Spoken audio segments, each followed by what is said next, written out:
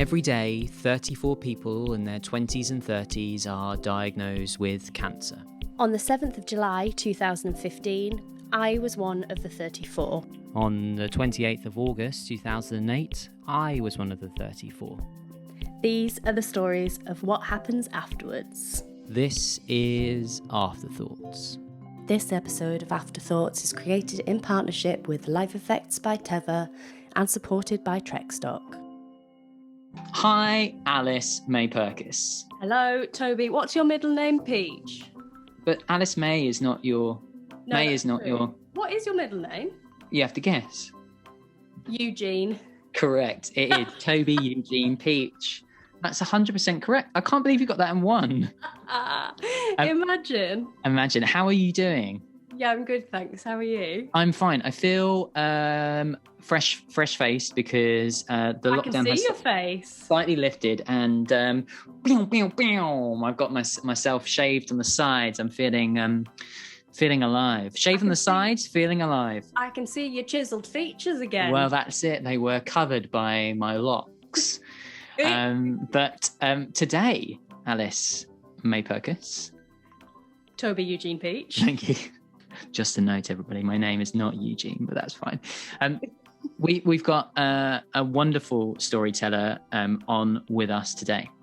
Yeah, absolutely. Like, what a brilliant storyteller for us to be joined by. And really important to note that this guest took the time out of their busy schedule. Like, they're a doctor, and they're a doctor as well as being a cancer patient, and they took the time out of their schedule to join us on AfterThoughts here, and we really appreciate it. I've kind of alluded to it already, but we were joined today by the brilliant Dr. Philippa Kaye, the author of the book Doctors Get Cancer Too.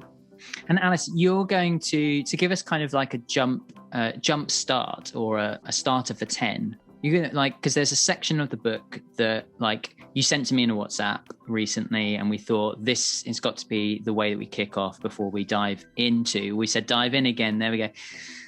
Before we head into the stories. So yeah, absolutely. I was reading Doctors Get Cancer Too, and the reason this jumped out at me is it just seemed to really align with what we do here at AfterThoughts. So I'm just going to put on my best voice and read this little section. So Philippa writes, many of the cancer diaries out there, wonderful as they are published after death. Even as you read them, you know what the outcome will be. I'm going to do that again. Many of the cancer diaries out there, wonderful as they are published after death. Even as you read them, you know what the outcome will be. They have huge value, however heartbreaking they are, and the afterwards written by a loved one may be. But this book is not a cancer diary about death or preparing for death. This is a cancer diary about living, about survival, because that is what most of us who are diagnosed with cancer will do. We survive.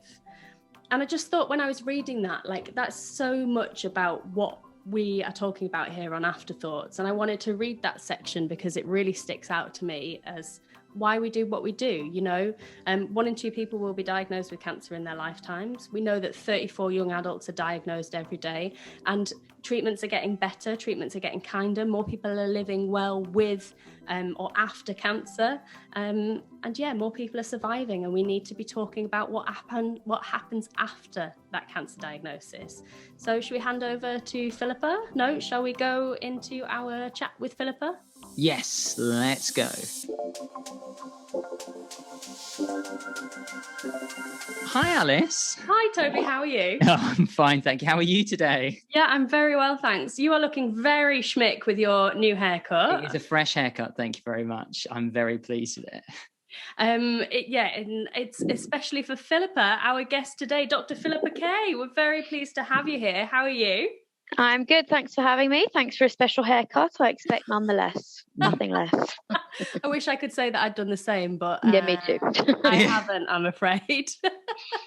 Well, Philippa, we are going to dive into our quick fire questions. You know what? I'm gonna say it out loud. I'm gonna say that we've already done this section once, and I want everybody to know that we fluffed our lines and we didn't press record.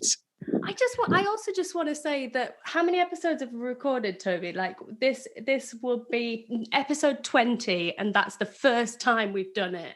Yeah, so like that's fine. So, but we've kind of given Philippa a little bit of a heads up on some of our quick fire questions. So, Yes. Alice, are you ready to dive in? Yes.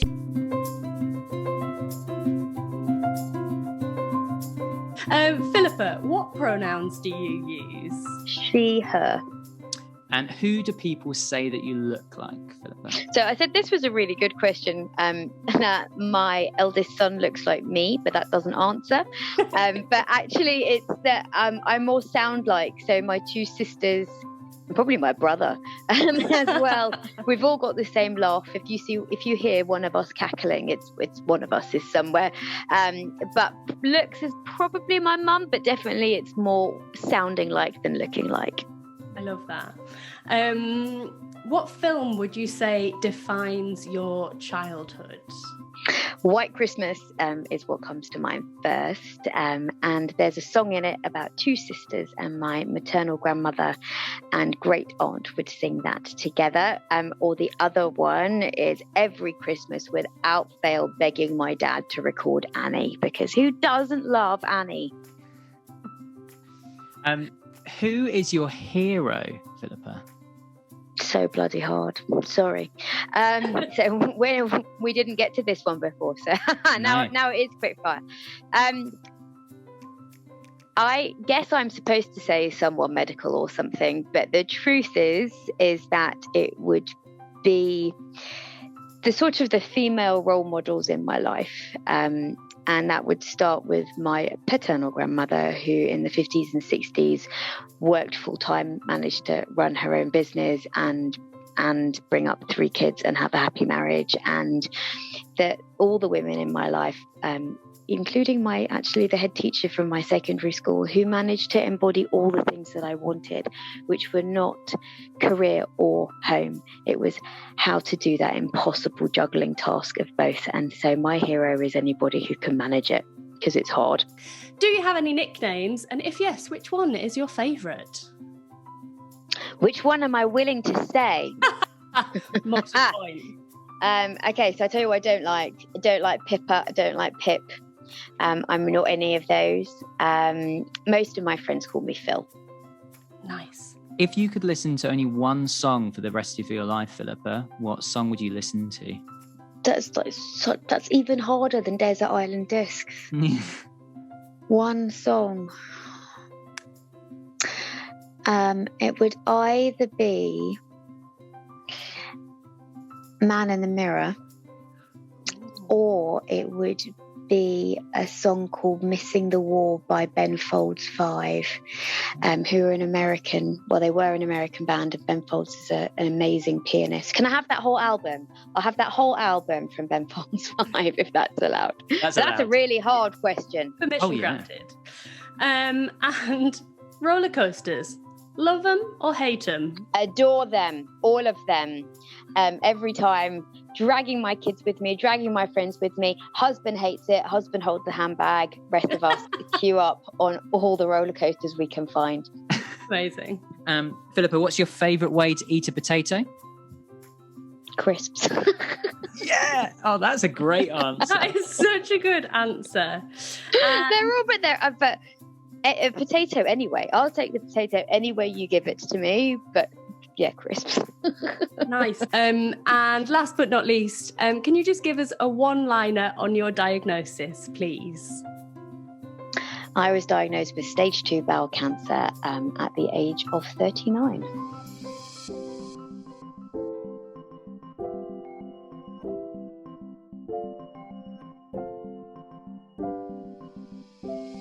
The first section in AfterThoughts is Beyond the Diagnosis. We like to focus here on those stories that might happen beyond that initial moment. And so, Philippa, it's over to you for Beyond the Diagnosis. I think that the moment of diagnosis is not the only time that cancer punches you in the face. Because that's what it does. And you get punched in the face, and then you get up, and then you get punched in the face again. And sometimes that's what it feels like. And sometimes it actually feels like that you go to the doctor and you say, okay, I'm standing here, punch me in the face.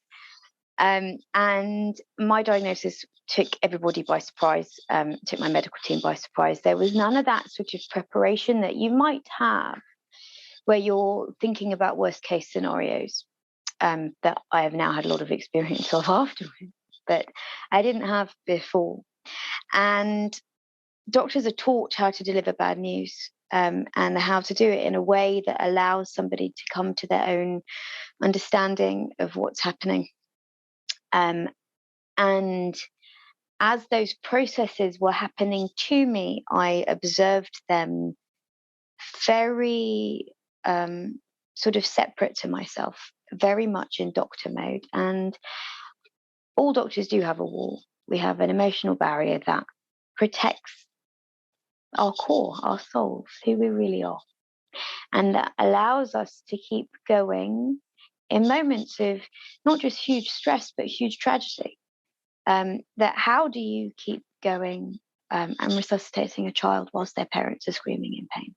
How do you manage these incredibly stressful situations that you are exposed to at a really young age? I was 24 when I was suddenly sort of dealing with death and tragedy every single day. And so you build a little wall so that you can continue to function and that you continue to be a person. And that doesn't mean that we're not human. There's often this sort of idea that doctors are harsh. Every doctor I've ever met in my life has cried in the toilet after a ward round. All of us have. But that wall exists. And mine went straight up. And I went straight into doctor mode, which is what's next? What's coming now? Tell me what to do. What's the plan? Because as long as there was a plan, I was in forward motion, and that was okay. And the first chink in that wall was on the day of my diagnosis, hours later, half naked on the changing room floor, in the scanning department, ringing my best friend, who's a child and adolescent psychotherapist. And I'd already spoken to my husband, and saying to her, essentially telling her to put her own wall up and saying to her, I need you to react to me professionally. This is what I need right now. Tell me how we tell our kids. And I sat on that floor and listened, put the phone down to her, texted her husband and said, now go and pick her up, because I now know that she's on the floor and I can't do it. And discussed with my husband and came home to tell my kids. And there is this idea that, of course, that's going to be a difficult conversation, but children are incredible and bound by the sort of the developmental stage and age that they are. And at the time, mine were 4, 7, and 11. And the 4-year-old was completely appropriate. Who's going to take me to school, mummy, if you're in hospital? And the 11-year-old was much more thoughtful and had a lot more questions. And the 7-year-old reacted instinctively, and he came over to give me a hug. And then he recoiled and went, oh, you can't catch it, I don't want it. And by which point we were all laughing. And then he said, Mummy, I think I'd quite like you to have chemotherapy. It'd be interesting to see what a bald mummy looks like. And then you're off on the cancer roller coaster, and you're just preparing, and you're getting ready for surgery. And for me, that's very practical. I'm filling the freezer, and I'm doing all these kinds of things. And at the beginning, I had said to my family, I need a minute, and I need not everybody to know for just a minute. But I told my kids straight away, and what that meant was, and by my family, I mean my parents, all my siblings, my husband's parents, all of his siblings. There's already a lot of people. And yet, once the kids were in bed, I sort of thought, I better tell the parents of their best friends, because what happens if they go to school tomorrow and they say something? And now I need to tell the kids' teachers, because they might say something. And suddenly, actually, that group of people was much bigger than I already had even thought that it would be. And then within a few days, the rumor mill had started. And I'm Jewish, and I live in London, but in a part which has quite a big Jewish community. And everybody knows everybody. And there were definitely lots of rumors around about me. And so I thought I better put it out there. And so I sent a message to the 3 parents groups of my kids' classes on WhatsApp, knowing that once I did that, it was all over Northwest London. And what was really struck me were a few things. First is I found other people's reactions very difficult to deal with, because I was just about hanging on to mine, and I was dealing with my kids, and I couldn't deal even with the kindness that came through, because it felt almost like too much emotion. And that if I let it all in, I was going to be back on the floor, and I couldn't afford to be back on the floor. But the Jewish community is about food in lots of different ways. It's about lots of things, but food is most definitely there. And within about 5 minutes of me sending this message, there were 4 or 5 meal rotas set up. And I was like, I'm not going to be able to eat. And they were appalled. Like, that was the worst thing that was going to happen, was that I was going to have bowel rest and not be able to eat. And I guess, and those were all things that happened in the lead up to my surgery. But there were lots of moments afterwards where you get punched in the face again. And that might be when you are told you need chemo, or it might be when you're told that your cancer hasn't gone. But for me, the biggest one was going in to have major surgery, about as big as you can get in the middle of the pandemic, knowing that I was going to be in hospital on my own for 2 weeks. And that was a 10-day stay in ICU, a 15-day stay in hospital. And I had thought that I had done hard things already. And this was a hard on a whole other level.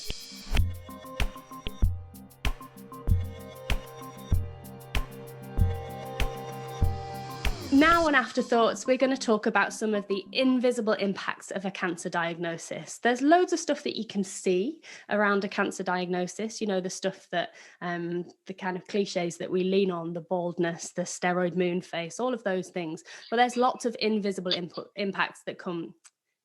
But there's lots of invisible impacts that come with a cancer diagnosis. So Philippa, we'd love to hear a story from you that kind of explains some of your invisible impacts of your cancer diagnosis.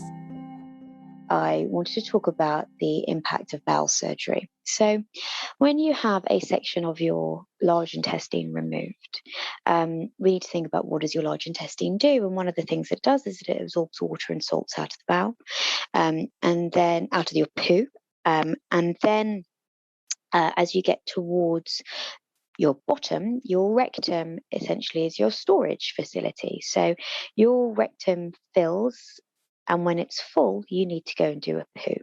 And your anus is the sphincter that opens to let your poo out. Now, if they cut that away, you are going to potentially be left with symptoms. So I had half of my rectum removed. Different people will have different symptoms depending on where and how much of their bowel was removed. So for some people, they may be left with a stoma, which is where the intestine is brought out through the surface of the skin. Those can be temporary or permanent, and you collect either stool if it's a colostomy, or more liquid if it's higher up, if it's an ileostomy. I didn't have one of those. But after you've had bowel surgery, your bowel goes into a strop and a sulk. It does not like being touched, the bowel, and it just refuses to do anything at all. So it goes completely quiet, and that's why you have to have bowel rest and not eat. And then when it restarts, it can go completely haywire. You can have periods of going 15 times a day, small amount of very liquid poo. You then might not go for 2 weeks. Both of those are unpleasant. And it can take 3 to 6 months for your bowel to settle down. And you might be left with urgency. So if my storage unit is only half as big as it was before, or in other people, maybe I don't have one anymore, it's full, I need to go now, can't wait. You might have what feels like, it's called stool fragmentation, but it's that you go and then 20 minutes later you need to go again. And that's because you didn't have your storage capacity. So you filled it, you went, and then it fills again, and then you go, and you might need to fill again, and then you go. You might have a sensation, medical word is called tenesmus, where you feel like you need to go, but there's nothing in there. Your stools might be a different shape. You might struggle to eat. It's really common after bowel surgery that you need to eat very little and very often. That there are certain foods that you can't eat. And initially after bowel surgery, you go onto this bowel rest, and then it's clear fluids, and then milky fluids, and then low fiber food, which seems really counterintuitive. You're like, I've got bowel cancer. Fiber is really good for my gut. You're telling me just to eat white toast. But you have to train your gut again to manage fiber. I am now, where are we? 6 and a bit months past my second major surgery. So I had lots of procedures. But we're now at the point of this is probably what I'm left with after this surgery. And I am left with urgency and that stool fragmentation and bloating and not being able to eat lots of food. And food is still very difficult. And then that has an impact on all the social aspects of eating.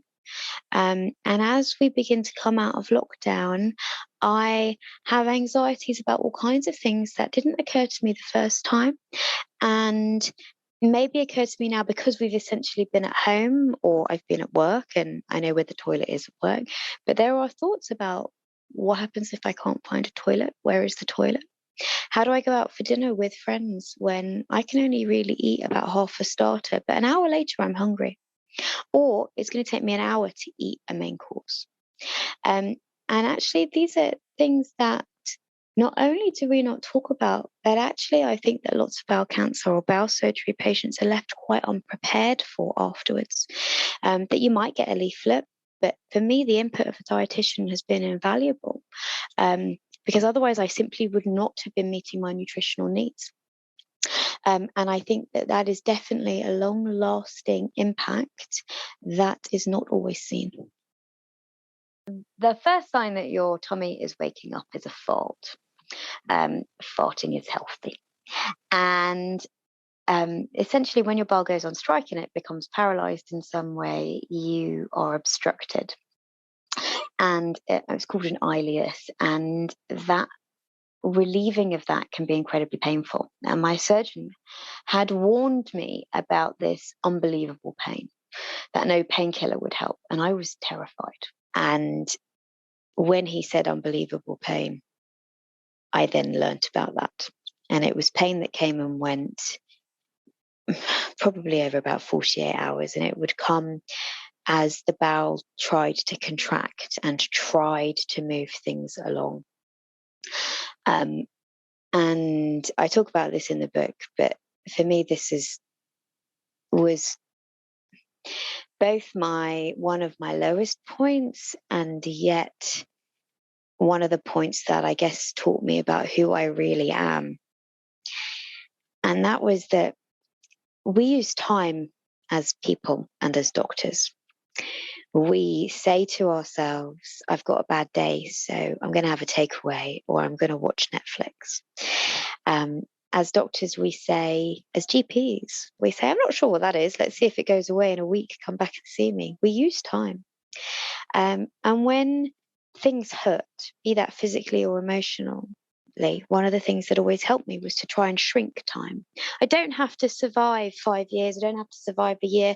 I have to survive today. And if I can't survive today, I'm going to survive the next hour. And if I can't survive the next hour, I'm going to survive 5 minutes, right? It's like my theory of HIIT training. I can do most things for 40 seconds. And someone's going to let me breathe at the end of it. And in that pain, I wasn't even at a minute, and I wasn't even at counting to 10. And that I was simply at every single breath. And I had to tell myself to take the next breath because moving my tummy to breathe hurt too much. And I had to tell myself, that's okay. You can expand your ribs. Another breath, another breath. And that I would literally put in my head the faces of my children. And I would say, that's what you breathe for. Breathe. And that was the pain of waiting for that obstruction to pass and waiting for that ileus to resolve. And then I farted. And I hope to God that I never experienced pain like that in my life. But it also taught me that I can survive that. And on top of all the tough thing that I did, I can survive that, even if it is just one breath.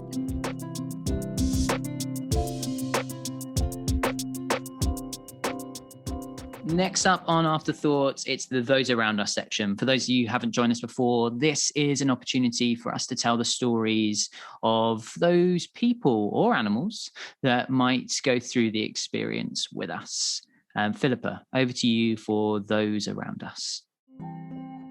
Cancer comes for you in all the roles that you play. And we all have lots of roles that we play. And my roles include doctor, that starts with mother. And of course, cancer impacted my whole house, and it impacted my husband. But the people, I guess, that I was always most concerned about were my kids, and the amount of guilt that I felt added to my maternal guilt burden. And it took me a long time, actually, to understand that it wasn't my fault.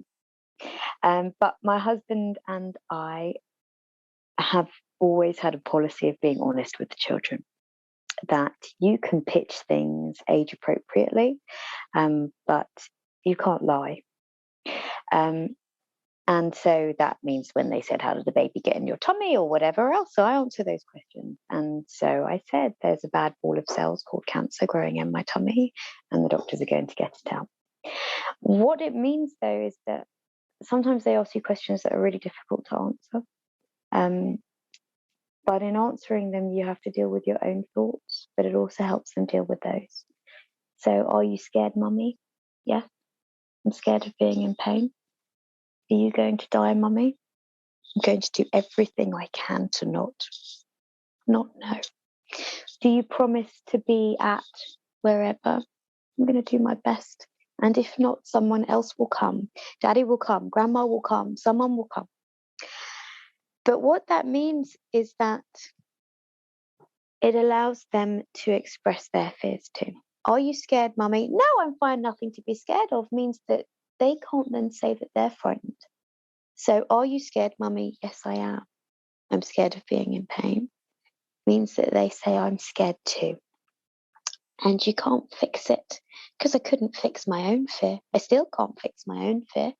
But what I can do is I can sit with you in it, and we can be scared together. And your kids, my kids, anybody out there with kids or not with kids, we can do hard things, but they're easier to do when we don't feel alone.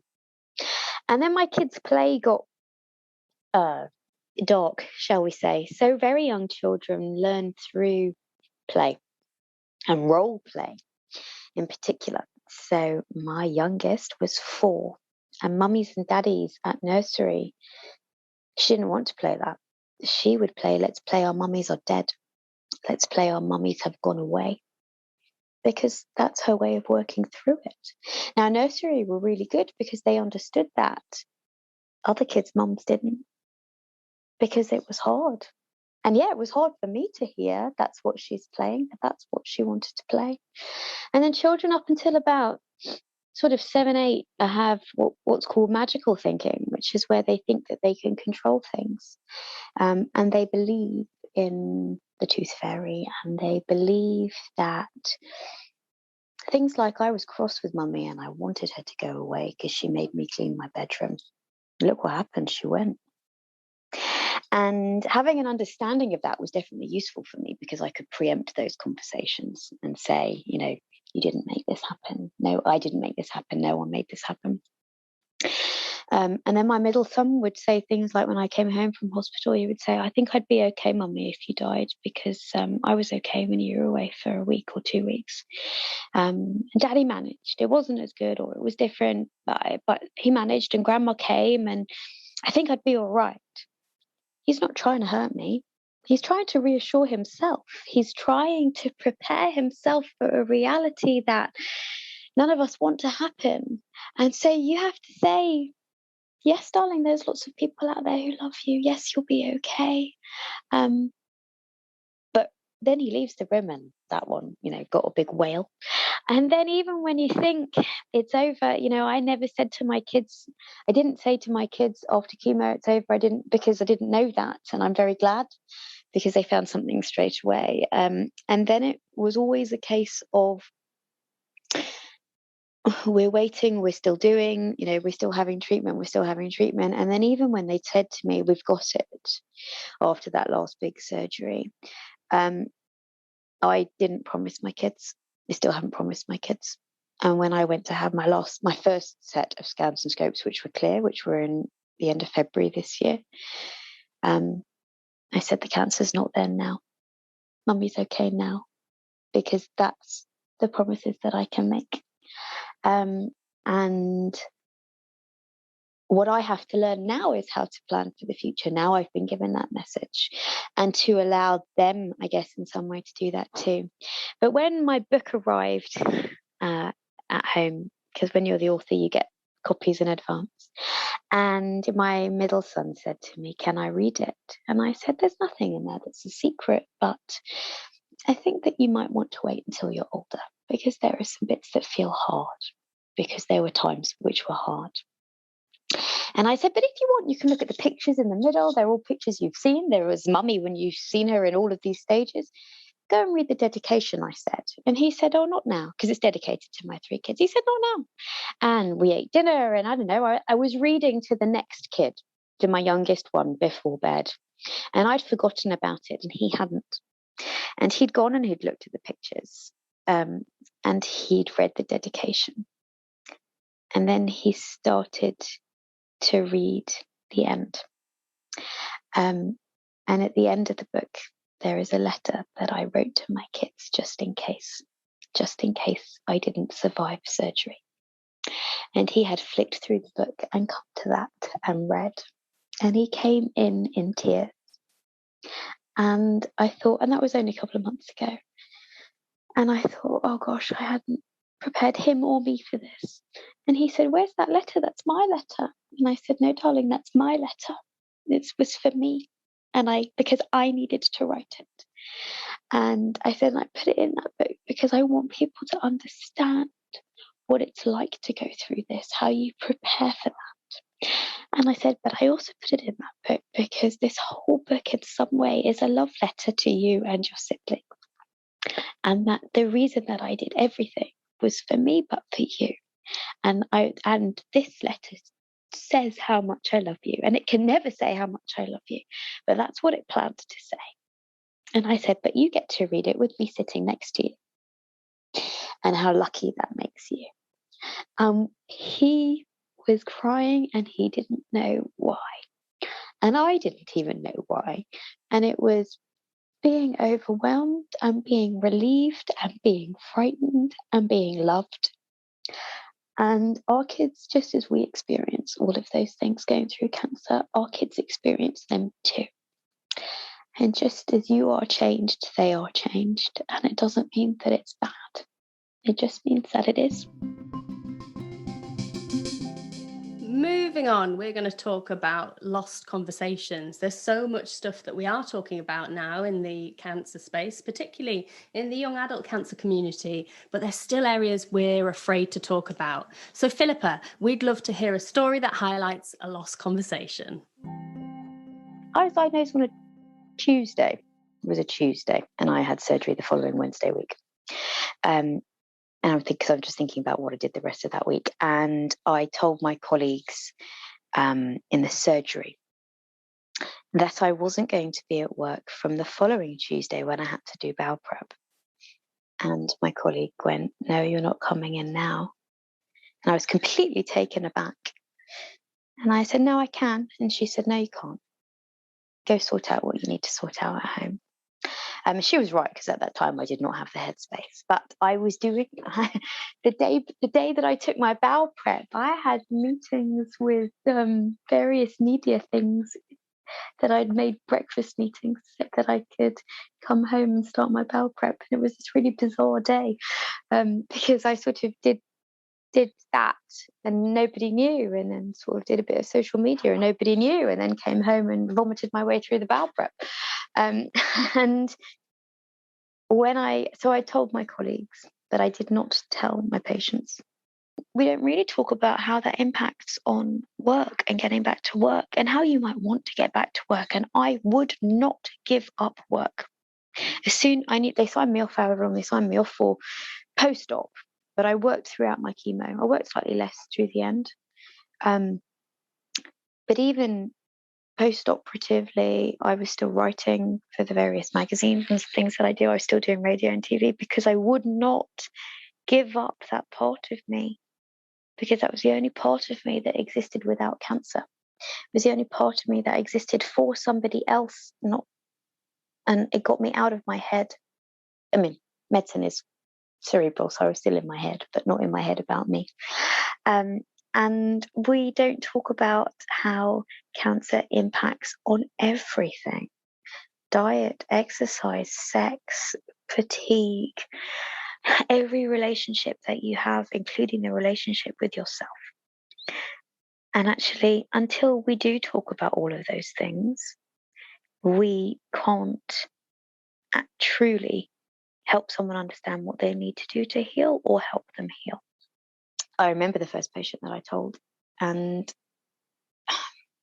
patients appreciate the human, but they also want the doctor. It's a really hard balance. So we don't give all of ourselves, because if we give all of ourselves, there's nothing left for us, right? So you might give snippets where they're useful. And it was somebody who was relatively young and female and had a different cancer to mine. And she was just saying how bloody hard it was, and how she was fed up, and how she didn't want to go to chemo, and how she didn't feel strong and she didn't feel brave. And everyone was telling her how brave she was and how strong she was, and she didn't feel it. And that I said to her that I had sat in her chair, and that I didn't have the same kind of cancer, but that I had cancer, and I knew how bloody hard it was. And that's how I knew how strong she was. And that she didn't have to feel it. And she could be angry and fed up and frightened and raging and whatever else. You can go to chemo kicking and screaming. You just go. And that was where she showed her strength. And that it was as I said it to her that I began to realize it of myself. When you go through cancer at a young age, it sets you apart from those others in your life who may never have experienced cancer. So the Not Your Average section highlights a story about those moments. So I think that I learned an awful lot about myself. And I would say that therapy has helped that a lot. About understanding that whatever emotions you have, they're okay, even when they're conflicting, even when you don't know what the answer is. I mean, I'm a scientist, I'm a medic. I like to know what the answer is, but there's a lot of unanswerable. But what I learned, and I truly don't think that I knew that before, is that I'm enough. And that I can do hard things. And being on my own in the pandemic in hospital is what taught me that I am enough. And I thought that I wasn't. I thought I was terrified about going in on my own. I thought that without the arm, the physical arm of my husband or my parents, that I wasn't going to be able to manage. But I can.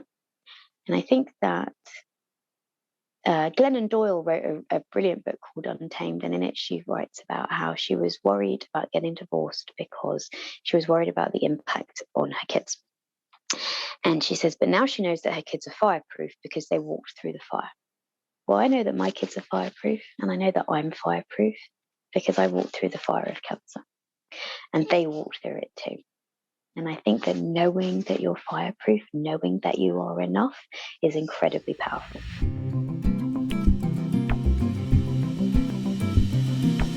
And as ever, we finish Afterthoughts by looking at some of the lighter moments that come with a cancer diagnosis.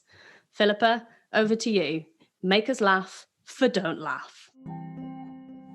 Laughter is a very positive emotion, isn't it? I actually think anger is also a positive emotion. I think it feels powerful, and it feels very sort of life-giving. And I wanted to laugh rather than cry. I cried plenty. I laughed until I cried. But yes, and my medical humour is very dry and often very dark. But sort of it started off, and I remember thinking, even at the time, that other people would think that I was crazy. That my mother would always take me shopping when I was pregnant and buy me some maternity clothes, or for baby 2 and 3, buy me something. I don't know. She would buy me something when I was pregnant. And so we would do this sort of shopping. She was the person that came with me when we went to scout out for buggies. And then I would, I'm a definitely sort of a gatherer type of shopper. So I would go and I would find out about 100 buggies with my mum. And then when we were down to 3, my mum would go and my husband would come, and then we've only got 3 because he would never do 100. So my mum was always my shopping companion. And before I went in for surgery, I was like, I need to go shopping. She was like, what do you need to go shopping for? I was like, I need all those things. And some of those things are the things that I had when I was pregnant. I need the big pants to go over the scar, and I need the elasticated waistbands, and the really soft trousers, and I need bras without wires, because when I was pregnant I had feeding bras, but I knew that I was going to be too sore. It's like I need to have like a surgery bra, even though I'm not having breast surgery, especially when they fill you up with gas. And I need an eye mask and earplugs and soft things, a hairband to hold the hair off your face.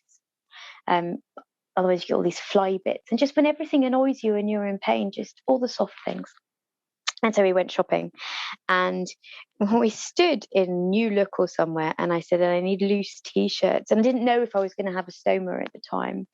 And I knew I was going to be bloated, and I knew that I needed loose, baggy clothes. And all the T-shirts had slogans on them. And they all said things like, living my best life, or this is me, or thank you ... next, or sorry I'm late, I didn't want to come, right? And so I went around and I held it. I went, I'm living my best life, I want to scroll on it with cancer, or thank you, scroll on it, cancer next, or sorry I'm late, I didn't want to come because I've got cancer.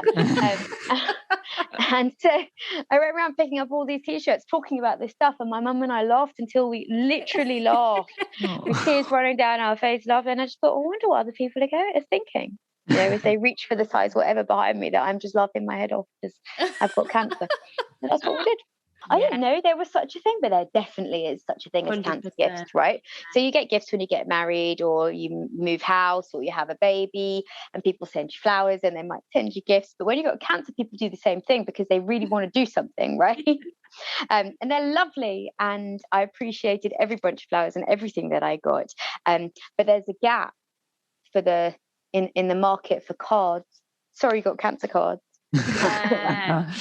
When I finished my chemo, or maybe when I finished my treatment, my sister got me a card that said, I am very pleased to hear you are significantly less cancery than you were previously. Oh. Yeah, and also my husband bought me a card one year for my birthday that said, congratulations on another year with hair.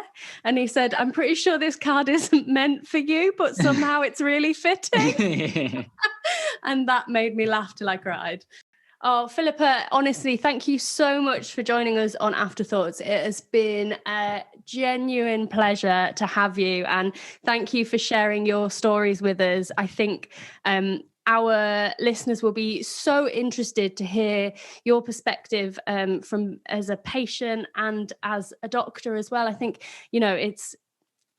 I'm going to say it, it's a pretty shitty perspective, pun intended, to have, but also I think there's lots in your stories that people will really, really value and resonate with. So thank you so much for joining us and for sharing them with us. Thank you for having me. And feel free to cut this bit out if you want. But if anybody does want to read more, the book is called Doctors Get Cancer Too by me, Dr. Philippa Kaye, and it is available online, but also in bookshops, because bookshops have just opened in the UK after lockdown. So that's exciting too.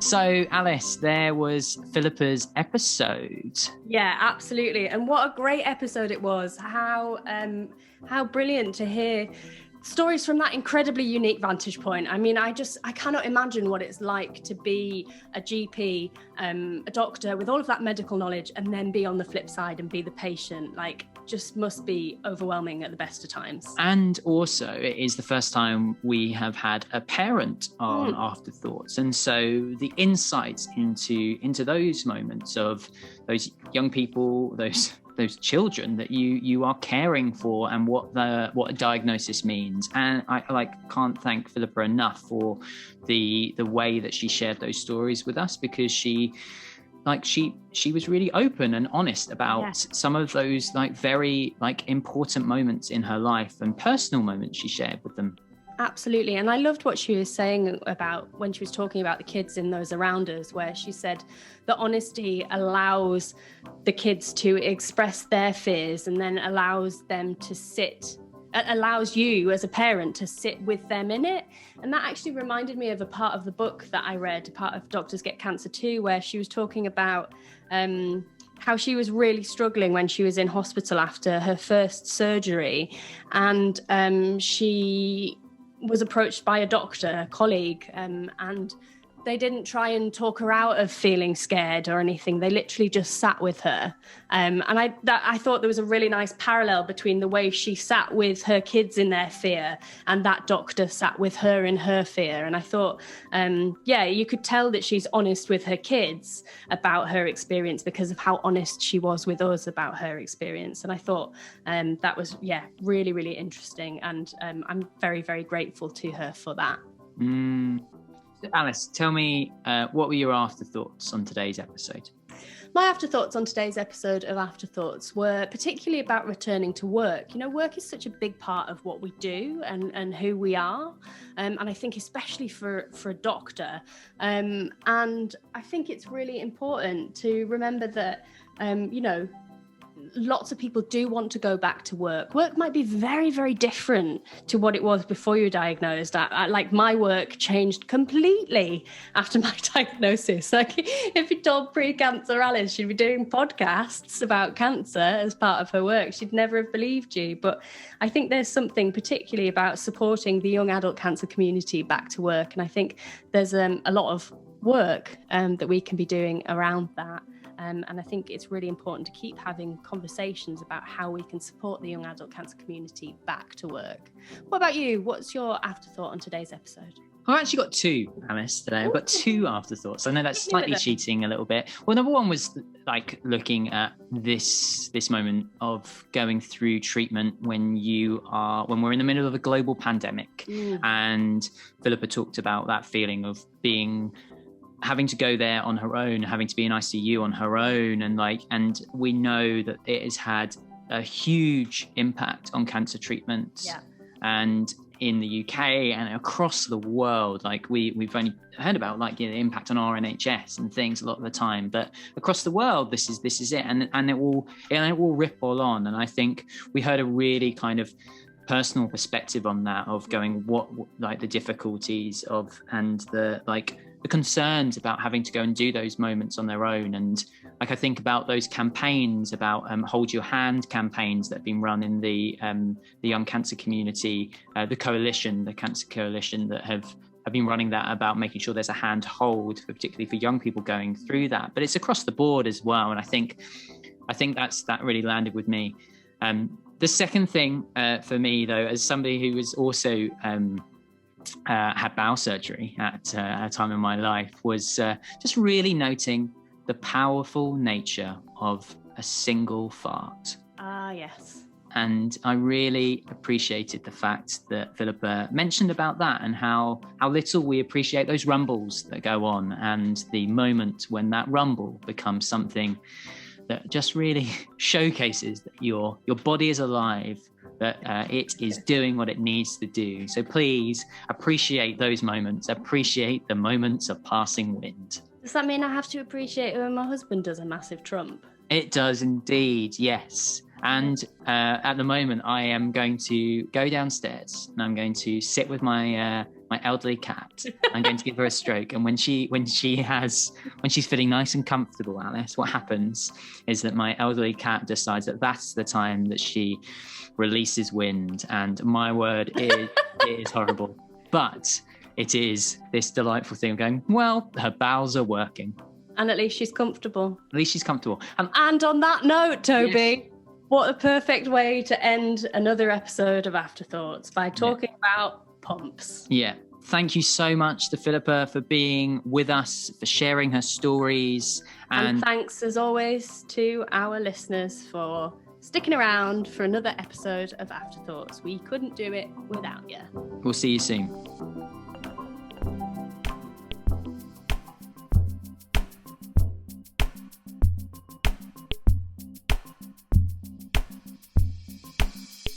If today's episode of Afterthoughts has brought up any thoughts or feelings that you'd like to speak to someone about, we really recommend grabbing a cuppa with a friend or dropping them a message.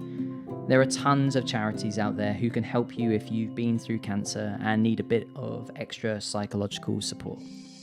Thanks so much to Trekstock for supporting another series of Afterthoughts. Trekstock helps young adults diagnosed with cancer to get moving again after cancer stops them in their tracks, and the work they do is incredible. Find out more at trekstock.com. This episode of Afterthoughts was created in partnership with Life Effects by Teva, an initiative shaped by patients for patients to help those with chronic illness live better days. Find out more and read articles written by those living with and beyond cancer at lifeeffects.teva.